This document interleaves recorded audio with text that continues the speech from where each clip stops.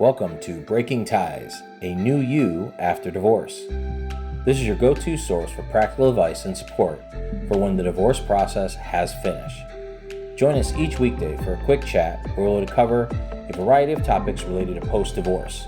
Together, we'll explore the emotional, financial, and legal aspects of life after divorce and help you find the best path forward for you and your family.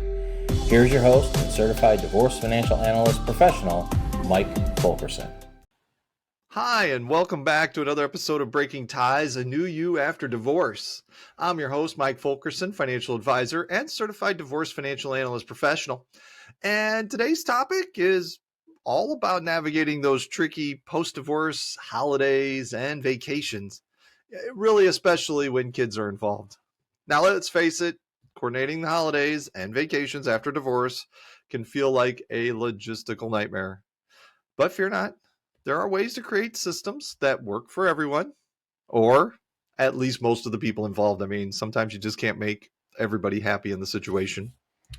And we're going to start with something I say a lot, and that is communication is key. I mean, first things first, you got to have communication with your ex-spouse. And it's got to be open and honest, because we're going to create a holiday and vacation schedule that works for both of you, and most importantly, your kids. And we don't want to wait till the last minute. I mean, to figure things out, you want to kind of get ahead of this. You want to sit down with your ex well in advance, ideally before the holidays and school vacation schedules are released, to start putting things together. Now, since we are working with dates and things, we're going to have to create some kind of schedule, but you got to be flexible. You just can't be like, it's my way or the highway. It really, when you're co-parenting, you got to do your best to work with the other ex-spouse. And we got some strategies here for creating a holiday and vacation schedule. So first, look at alternating years. Now, this is a very common approach where you alternate spending major holidays with your children every other year. And so there's no swapping during the day or anything like that. Now, speaking of that, another strategy is splitting the day. For some holidays, you might want to consider splitting the day or celebrate at different times. You might might celebrate the day before or the day after. I know in my circumstance, we have like 4 Christmases. So the kids don't seem to mind. Plus, you get to enjoy each one as they go along, and they get to enjoy each one with each parent and each parent's family kind of thing. Now, we do want to put that focus on the kids. The key is to ensure that your children have the opportunity to celebrate with both parents during important holidays or important days like birthdays. Now, let's see here. Remember, every family is unique. There is no one-size-fits-all solution. Consider your children's ages, preferences, and traditions, really when creating the schedule, and be open to creative solutions that work for your unique family dynamic.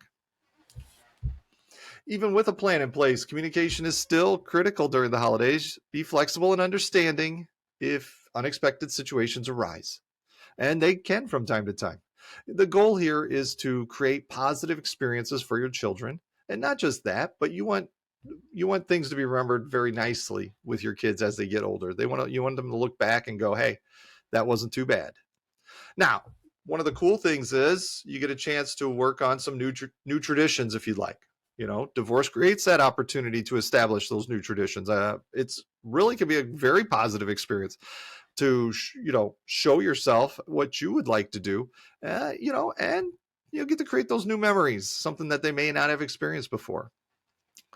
Now, let's not forget that the holidays really can be very stressful. And that's not just the first few years after divorce. It can always be stressful. You never know. I mean, most times their holidays are stressful anyway.